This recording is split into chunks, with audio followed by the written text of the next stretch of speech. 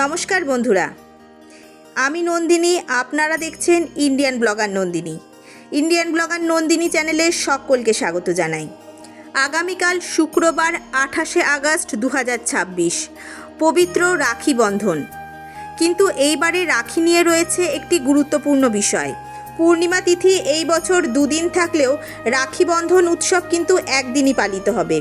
কিন্তু সেই দিন রয়েছে চন্দ্রগ্রহণের ছায়া। পূর্ণিমা তিথি শুরু হচ্ছে 27শে আগস্ট আর শেষ হচ্ছে 28শে আগস্ট সকালে। তার সঙ্গে রয়েছে ভদ্রার সময় নিয়ে বিশেষ নিয়ম। তাহলে ঠিক কখন ভাইয়ের হাতে রাখি বাঁধবেন, পূর্ণিমা তিথি কখন শুরু কখন শেষ, রাখির থালায় কি কি রাখবেন, আর ভাই বোনের সম্পর্কের পাশাপাশি মা লক্ষ্মীর কৃপা পাওয়ার জন্য কি উপহার দেওয়া যেতে পারে, আজকের ভিডিওতে একে একে সবটাই জানবো। তাই ভিডিওটি শেষ পর্যন্ত অবশ্যই দেখবেন। প্রথমেই জেনে নেওয়া যাক পূর্ণিমা তিথির সময়।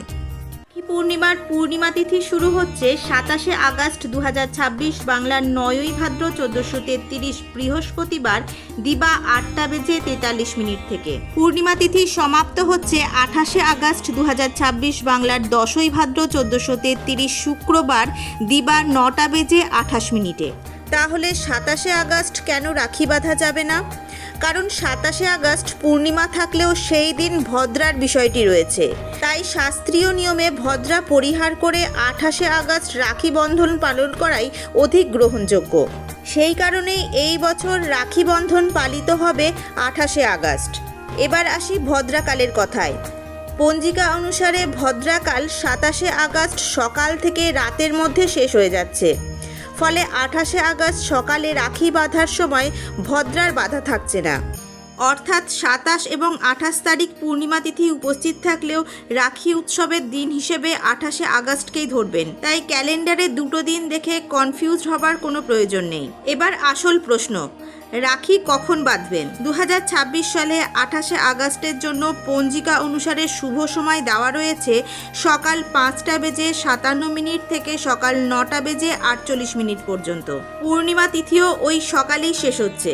তাই যারা সকালে রাখি বাঁধতে চান তাদের জন্য এই সময়টা বিশেষভাবে গুরুত্বপূর্ণ। এবার তৈরি করে নিন রাখির থালি। থালায় রাখতে পারেন একটি সুন্দর রাখি, চন্দন বা কুমকুম, অক্ষত অর্থাৎ গোটা চাল, ফুল, ধূপ, প্রদীপ, মিষ্টি এবং সামান্য জল।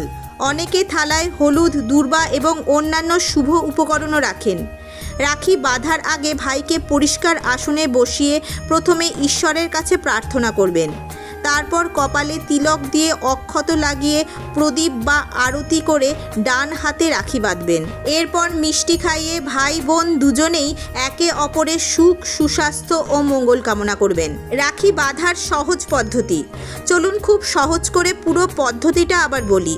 প্রথমে ঠাকুরকে প্রণাম, তারপর ভাইকে আসনে বসান, কপালে চন্দন বা কুমকুমে তিলক দিন এবং তার ওপর অক্ষত দিন। এরপর প্রদীপ দিয়ে আরতি করুন। এবার ভাইয়ের ডান হাতে রাখি বাঁধুন। রাখি বাঁধার সময় মনে মনে প্রার্থনা করুন ভাই যেন সুস্থ, সুখী ও সফল থাকে এবং ভাই বোনের সম্পর্ক সবসময় ভালোবাসায় ভরে থাকে। সবশেষে মিষ্টি খাওয়ান। ভাই ও বোনকে আশীর্বাদ করবে এবং নিজের সামর্থ্য অনুযায়ী উপহার দেবে। এবার আসি আজকের ভিডিওর আরও একটি গুরুত্বপূর্ণ বিষয়ে। মা লক্ষ্মীর কৃপা পাওয়ার জন্য কি উপহার দেবেন? লক্ষ্মী দেবীকে সমৃদ্ধি ও শুভতার প্রতীক হিসেবে মানা হয়। তাই রাখির উপহার হিসেবে খুব দামি কিছু দেওয়ার প্রয়োজন নেই। বোনকে দিতে পারেন সুন্দর পোশাক, বই, মিষ্টি, ফুল এবং নিজের সামর্থ্য অনুযায়ী কোনো প্রয়োজনীয় জিনিস। আরও একটি বিষয় মনে রাখবেন, উপহারের দাম নয়, ভালোবাসা এবং আন্তরিকতাই সবচেয়ে গুরুত্বপূর্ণ। কারোর সামর্থ্য বেশি, কারোর কম, তাই অন্যের সঙ্গে নিজের উপহারের তুলনা করার কোনো প্রয়োজন নেই। ভালোবাসা দিয়ে দেওয়া ছোট উপহারও অনেক বেশি গুরুত্বপূর্ণ হয়ে ওঠে। আরও একটি কথা, রাখি পূর্ণিমার দিন রয়েছে চন্দ্রগ্রহণ। তবে এই চন্দ্রগ্রহণ রাখি বাঁধার ক্ষেত্রে কোনো বাধা সৃষ্টি করতে পারবে না। তার কারণ চন্দ্রগ্রহণটি ভারত এবং বাংলাদেশ থেকে দৃশ্যমান নয় এবং এর কোনো সূতককালও গ্রাহ্য হবে না। কাজেই আপনারা নিশ্চিন্তে রাখি পূর্ণিমার দিন নির্দিষ্ট সময় অনুসারে রাখি বন্ধন পালন করতে পারেন। অনেক পরিবারে এই দিন বাড়ির দেবদেবীকে রাখি অর্পণ করারও প্রচলন রয়েছে। কেউ কেউ পরিবারের মঙ্গল কামনা করে পুজো করেন। তাই এই রাখিতে শুধু উপহার নয়, একে অপরকে সময় দিন, ভালোভাবে কথা বলুন এবং সম্পর্কটাকে আরও সুন্দর করে তুলুন। ভিডিওটি ভালো লাগলে অবশ্যই লাইক করুন, ইন্ডিয়ান ব্লগার নন্দিনীকে সাবস্ক্রাইব করুন এবং পরিবারের সকলের সঙ্গে ভিডিওটি শেয়ার করুন। কমেন্টে লিখে জানান এবার আপনারা ভাই বা বোনকে রাখিতে কী উপহার দিতে চলেছেন। সবাই ভালো থাকুন, সুস্থ থাকুন, ভাই বোনের ভালোবাসা ও বন্ধন চিরদিন অটুট থাকুক।